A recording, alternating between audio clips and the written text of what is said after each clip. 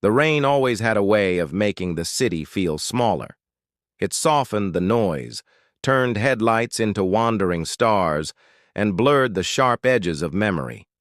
Somewhere in that haze, Eli walked with his headphones on, lost between the rhythm of a song and the rhythm of his thoughts. He was 25 now, a quiet music producer who made songs for others to sing. His own voice, once bright and careless, had long been swallowed by life's weight. The city didn't feel like home anymore, just a collection of streets where dreams went to sleep. But that night, while waiting for a train, a sound floated from the underground tunnel. It was a soft guitar, delicate and oddly familiar. The melody was simple, but something in it tugged at him, like a thread being pulled tight in his chest. He turned, scanning the crowd, and saw a man sitting cross-legged on the floor. A small guitar case open beside him. His dark hair was messy, his eyes closed as he played.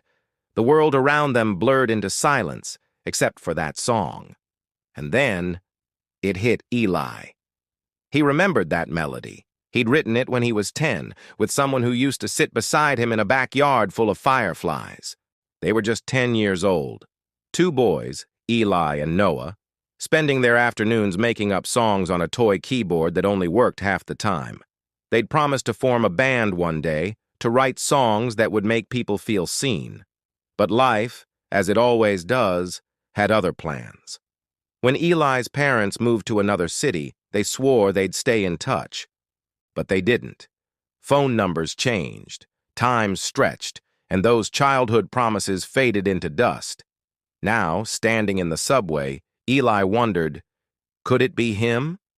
After 15 long years? The train thundered past, and the man looked up. For a second, their eyes met. But there was no spark of recognition, no flicker of memory, just polite curiosity before the man looked away and kept playing. Eli felt foolish for staring. But the song didn't lie. He dropped a few coins in the case and whispered, "Nice melody." The man smiled, grateful. "Thanks. Wrote it when I was a kid." Eli's breath caught. "Really?" "Yeah," the man said, shrugging. "Can't even remember where it came from." For the next few nights, Eli found excuses to take that same train, just to listen. Sometimes they'd talk, small things at first. Music, the weather, the strangers who danced past the station. The man introduced himself as Noah. The name hit Eli like a chord played too hard, but Noah didn't remember him. And Eli couldn't bring himself to say it, not yet. They started meeting outside the station, sharing coffee and laughter that felt like old echoes. Noah talked about chasing music since he was a teenager, playing in small clubs, getting nowhere but still trying.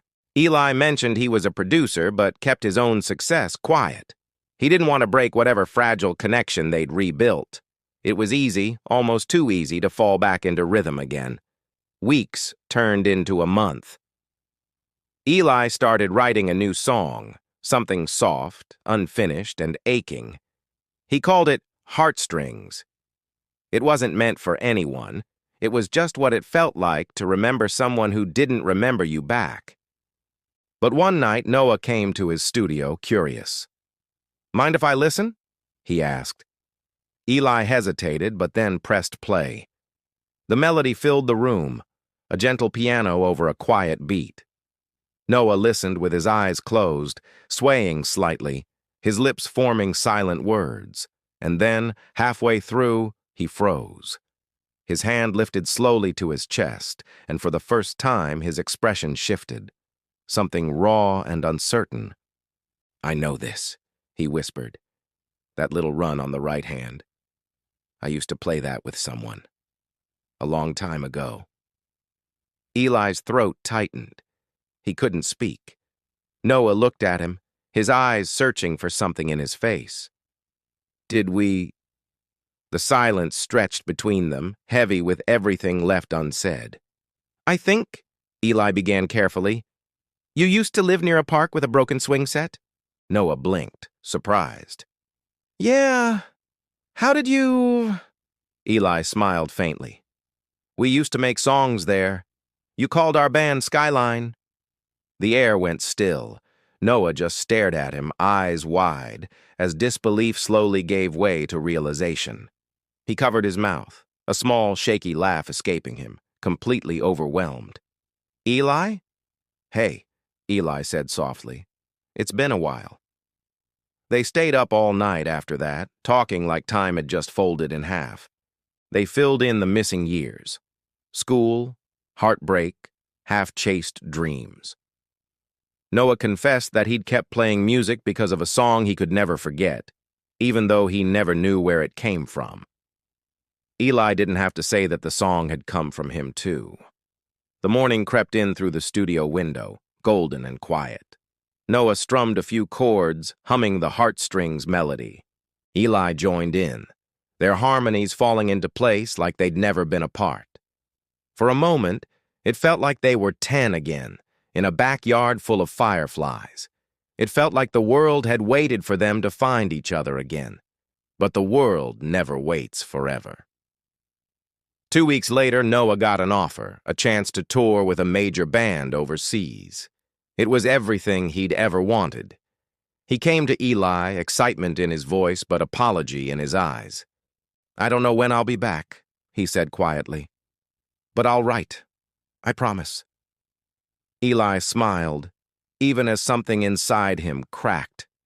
You should go. The world should hear you. They hugged, long and wordless. Eli wanted to say everything, that he'd written heartstrings for him, that every song since had been a way of reaching across time. But he didn't. Some truths live better in silence. Noah left that weekend. Months passed. Eli still worked in his studio, still watched the rain. The city hadn't changed, but he had. One evening, he got an email.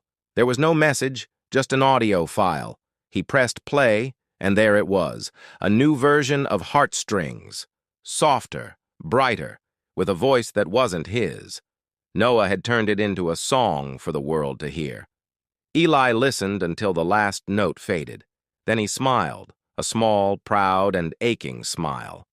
He looked out the window at the lights reflected in the puddles and whispered, Guess we made it after all. The rain started again, gentle and endless. And somewhere, beneath the sound of it, two melodies that had once been one found their way back to each other, across cities, across time, across the quiet space between remembering and forgetting, because some connections never fade. They just wait to be played again. Thank you so much for watching. If this story resonated with you, please hit that like button and subscribe for more content that touches the heart. See you next time.